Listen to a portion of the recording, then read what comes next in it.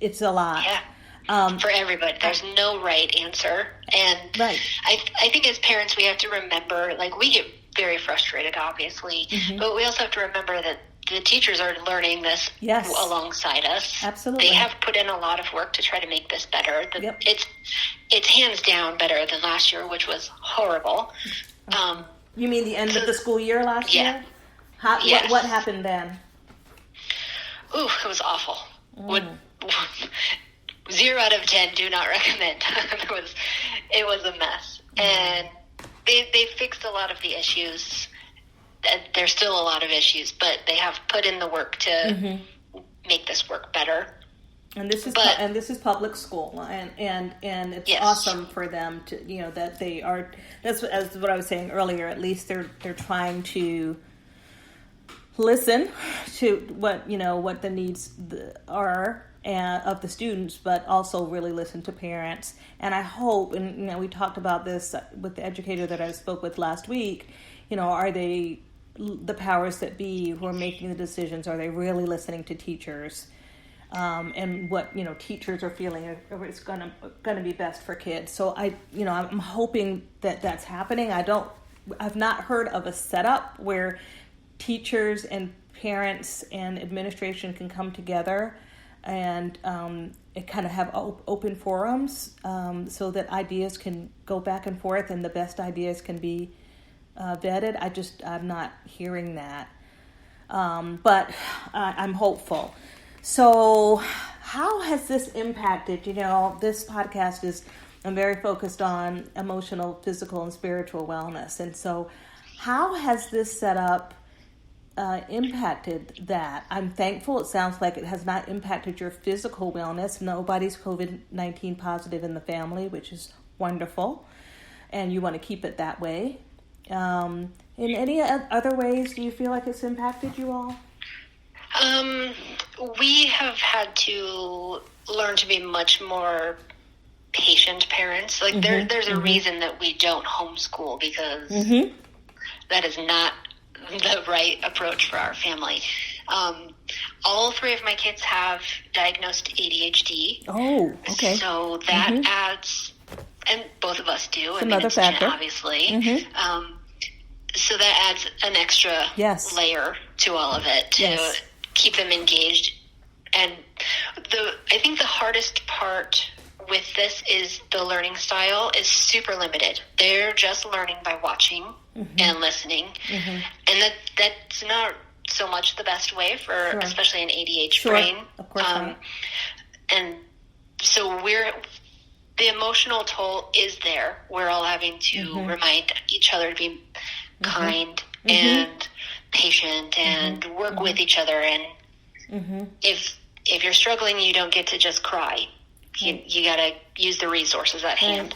Right. And so I think luckily kids are resilient and they're doing pretty well. They get to see their friends on Zoom sometimes, and that does help from before when they were just locked out away from everybody. Yes. So we will get through it okay. I think that I also know that we're very privileged in that, and that both of us are home and we're a really stable family. And I can't imagine if we had to be like frontline workers or, we had to, if we couldn't work from home and the kids were just left to their own devices, which we know, in some cases that is the situation. And I appreciate you, noting that it's a place of privilege to be able to be home with them. Having said that, I'm pretty impressed at what you and your husband have been able to do. I'm impressed by all parents. My one of my children just started grad school, and it's out of state, and so decided to stay, which was the right thing to do because it was going to get reversed anyway, and everybody would have been sent home. But that's a whole different thing. I expect him to be able to adjust to that, doing it virtually, and I'll certainly help if there are any questions asked on his. He just asked the other day, how do I given my my immunizations and things that would have been taken care of at the college, right? And so on every level, there's an impact and things that you have to consider as a parent. But certainly to have school age kids right now, and 3 at that, and manage all of this, it's a lot. So I absolutely take my hats off to all you parents out there who are just doing it, and you're always going to try to do the best by your kids, and you're in a situation in which the best is not available, and that's hard as a parent, right? We want them to have the best. Oh yeah, so hard. Yeah, it's really difficult. So I am impressed. And so, do you feel like you and your husband work together well on this? And has it impacted that relationship at all? Not to go in too much detail, but I think the hard part for us is that we work for the same business. We're self-employed, so we have to get work done in order to pay the bills. That's right. But we also have to designate a good deal of time every week to organizing their stuff, helping them sort out, because the entire school district uses one platform. Yes. However, each teacher, and like I said, we've got close to 20 teachers, they all can use that platform differently. So we spend a lot of time cross-checking their multiple assignments and making sure they found them, that they're done, keeping them organized, trying to teach them how to take notes, or all of the things. So the couple of hours each day that go to that and helping them with things, that has to be replaced in our work schedule somewhere. So we definitely get grouchy at times, and we're like, you have the internet, just figure it out. You can Google this question. Right. And we get tired because we're working later into the night than we would like to meet our deadlines and do the things that we need to do. And, and I can tell you, as a marital therapist, I'm going to say to you that I need you and your husband to make sure to make a minute and a half each week for each other, because it definitely sounds like a situation where that would be tough to do. That's just it's a tough call. So to try to keep yourself, to try to have some point of focus on that, and make sure that that's part of your package. It is, and that's what's going to be great for the kids too, I might add. So I'm so glad that I've had you on, because this is really helpful, just in terms of knowing. I just needed our listeners to at least hear someone's story in terms of how they're managing this, and understanding that it's difficult. That if you're frustrated, that's understandable. Everybody's trying to get it as right as they can get it. I know I wanted to ask you, so what happens then, like on weekends? Are the teachers assigning weekend work, or do you get to have that break on the weekend with no sort of homework, so that you can have downtime? I'm not sure yet. We're only coming up on our second weekend. Yes. The first week was kind of a nonsense week. With the amount of work they're being assigned already, I assume that there will be weekend work. So my middle schooler is in high school level courses, which is scary because she's trying to figure this stuff out during COVID, being in a deficit from what she learned last year, and trying to catch up and review on that. But this is her real grades that will affect her college. So there's a layer of stress added with trying to keep that going.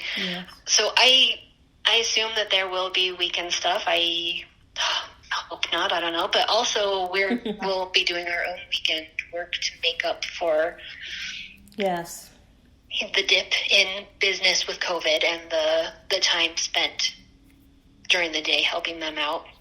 So like I said, we do work from home and have for a long time. So we are accustomed to being really flexible with what time and time off looks like to us. And yes. But and it sounds like at this stage anyway, keeping your children safe, not having them put pressure on you to go to their friends' homes and that kind of thing. It sounds like you all pretty much have that managed, and that you're taking very seriously the need to socially isolate and to mask and to take care. And I've spoken with a number of parents where it's been hard because their kids are in high school. There's a lot of pressure to get together with friends. We'll all mask. Mom, we're all going to use hand sanitizer, kind of thing. Yeah, my oldest said, "No, I can go over to my friend's house. It's fine."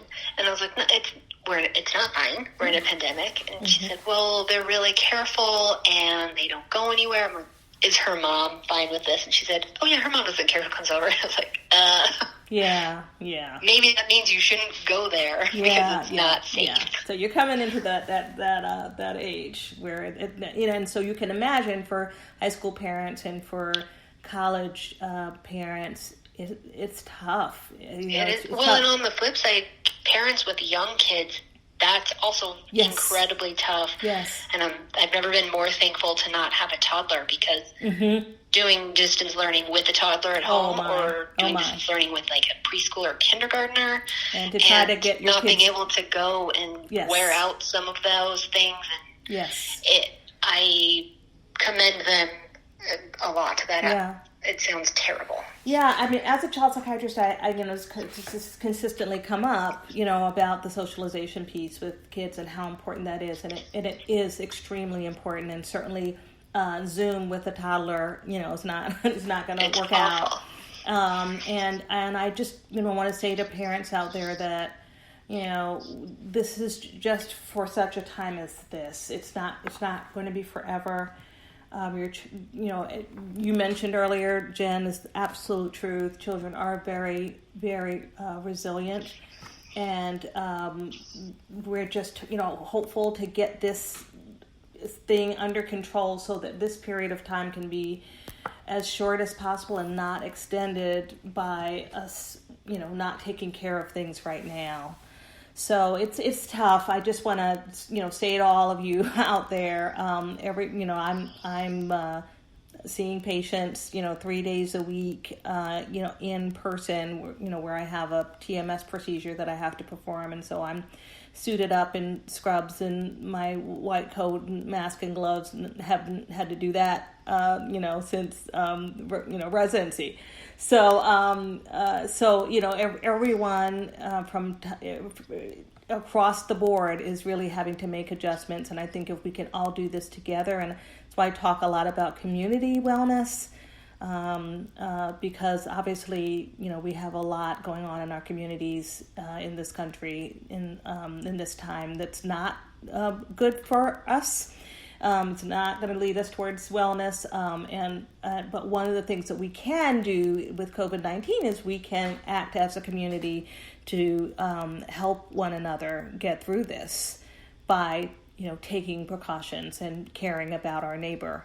And so I want to say thank you, Jen Swadine, for joining me today on the podcast, and having this discussion with me has been very enlightening and I hope helpful to someone out there.